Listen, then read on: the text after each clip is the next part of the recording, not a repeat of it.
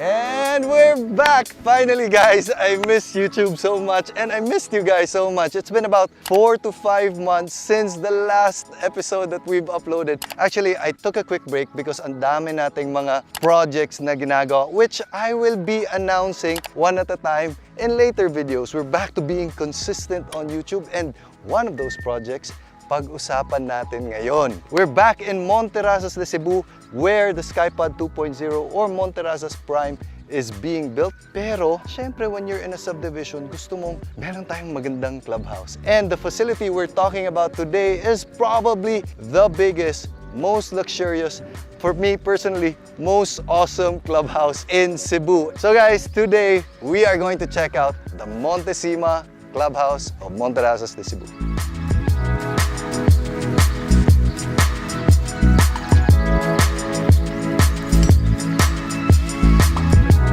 Basically, what happened is Monterazzas Cebu reached out to us and partnered with us na tayo na ang magma-master plan ng buong property dito. Medyo pressure pero super exciting because we will be able to design the entire place holistically.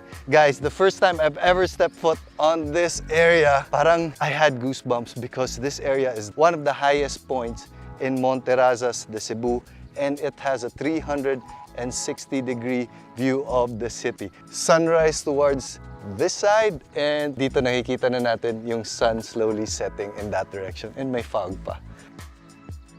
Now, before we begin this tour, I just wanted to share to you the design principles behind this project. Kasi meron na tong dating design eh. And we took that down and we replaced it with something new because after Typhoon Odette and after the whole pandemic situation, we felt like since it's at the very top of the mountain, it has to be more typhoon resistant. So we wanted to incorporate that in the design. And that made us decide to make the whole design into a brutalist type of architecture, which means halos concrete lahat makikita natin.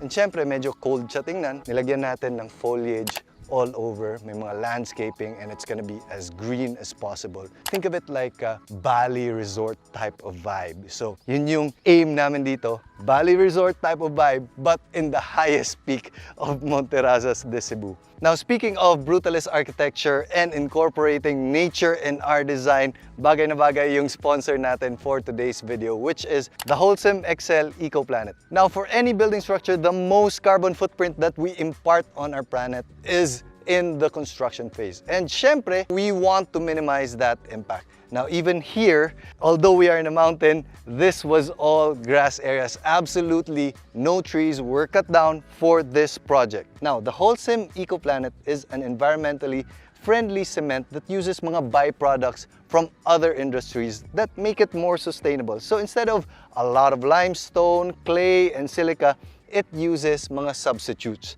This means that it saves on natural resources, reduces the energy consumption needed to cook the cement, and significantly reduces carbon emissions. So check out Likas at Lakas website for more information and to look for the nearest stores if you're planning to buy the Wholesome XL Eco Planet. Hashtag Likas at Lakas. So we start off our tour here at the drop-off area. This is a 3-level structure. So may roof deck tayo, my main area, which is that level over there, and then meron tayong basement area. So I'll talk you through our thinking when we were designing this project. So we decided to put a few steps before actually seeing everything from a vantage point. Para may konting suspense, hindi yung pag-drop off mo, kita agad yung view. Gusto namin na medyo, alam mo yung may tease na konti. Akyat tayo dito and I'll show you around. So this is going to be the first level that greets you. Now this area is not meant to be an enclosed area.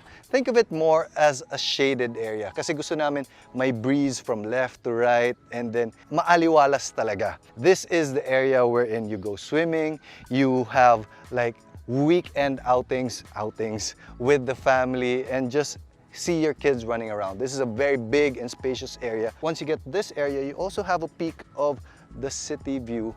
And then meron dito, makikita mo going down, is a small pocket of greenery. These trees, pag lumalabong na to, these are newly planted. Parang nafe-frame nila or may foreground ka before you actually see the city view. This is also the floor wherein meron tayong almost an Olympic-sized swimming pool.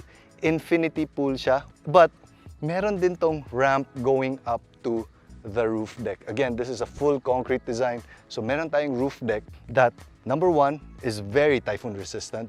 Number two, it will be an area for health and wellness. Imagine doing yoga here during the sunrise or the sunset. Imagine doing aerobics, yung si Lolo at si Lola. That's why we created that ramp, for it to be accessible to them as well. So I'll show you the pool. So I think this part, yung mga stakes na to, this is going to be where there's a very big bathroom and shower room to service the pool. Once we go to that area, makikita natin yung pool over there, which we can get to here. This marks the boundaries of the pool. It's a sweeping curved pool, and you can do a lot of laps. There's also a shallow area for the kids. But the beauty of this, when we were designing it, was that view over there. So if you're standing from this vantage point, you'll see the pool infinity towards that view on the front. So I can imagine a perfect Sunday here. Instead of dun lang ako sa bahay ko, I get to mingle with everyone that's living here in this subdivision, and parang may sense of community. Ito talaga gusto namin mangyari dito sa Monterazzas Cebu, that everyone can mingle with each other and get to know their neighbors. As good as all those sound, and I'm very excited for the pool, that's not all, ma'am, sir. This is a ramp going down to the lower level. So si Lola at Lolo, dito sila dadaan. Pero dun sa gitna mismo, meron din tayong spiral staircase that takes us either to the roof deck or down to the lower levels. The lower levels are more of our indoor spaces. So let's take the ramp for now. When you're going down, it has to be at a certain slope. Siyempre, if meron tayong kasama na nag-wheelchair, dapat mabagal yung slope, hindi yung pag nabitawan mo, dire-diretso na sila. There's a standard for that. Once you go down, you're greeted with a lot of other amenities that basically makes this clubhouse, para sa akin, one of a kind. Number one, pagdating mo dito, you're greeted with this pocket garden. And ito yung nagiging centerpiece where all the rooms of this level are kind of facing. So there's going to be a health and wellness center in this area. So there's going to be saunas, there's going to be a fully equipped gym, and there's going to be an area wherein it kind of is a multi-purpose area where you can do your boxing, you can do your yoga, you can do your anong mga sport na gusto mo. So it's an open space na parang gym na rin, aerobics area, you can dance, whatever. Meron pang kids area na nilalagay natin. Alam mo yung uso ngayon na may mga ball pit, sa mga birthday nila Scotty, naglalaro sila. So, meron din tayong maliit na area for the little chickitings. And not only that, nilagyan din natin ng area na for mga meeting rooms. So, if ever gusto mo may mga corporate meetings ka, dito na kayo magmi-meet. So, it's a all-in-one space. These markings, by the way, ito yung mga stakes natin. So, we know where to build. Ito yung huhukayin, lalagay tayo ng foundation. Quick trivia lang. But, that's not all, ma'am, sir. This area that you see right here is hollowed out for one specific reason, and that is this will have a 200 to 300 person function room that spills over to a garden outside. So that will cater to a lot of birthday parties, even weddings, or on Sundays, we're planning to have this as a place where people can hold mass. So again, with all the dreams of creating a community instead of bahay, and no one talking to each other. Parang mapabili ako ng lupa dito.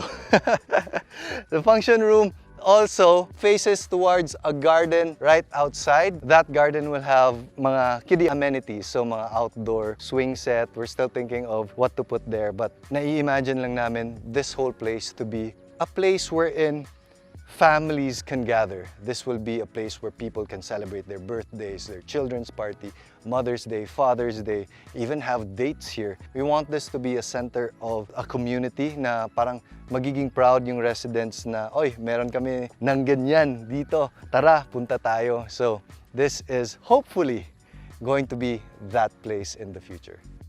So that area right there is where the sun rises. This is east, and behind us is west. So that's where it's setting. So again, 360-degree view talaga. And now it's late in the afternoon, the sun is setting. And I imagine ko lang when this is all done, I'll be having a glass of wine here, chill-chill ka. Ito yung pool, infinity pool, just facing the view of the city, muni-muni. Ang ganda siguro. So that's something I'm very, very excited about for this project. Pero ang dami pa namin ginagawa dito sa Monterazzas Cebu. So I can't wait to see everyone's faces when this is complete. So baka meron din tayong physical or real world house tour. Ano ba yung tamang term? Clubhouse tour. Anyway guys, fun to be back on YouTube again. So I plan to be very, very consistent na. So subscribe na kayo guys. I hope you enjoyed today's video and I'll see you later.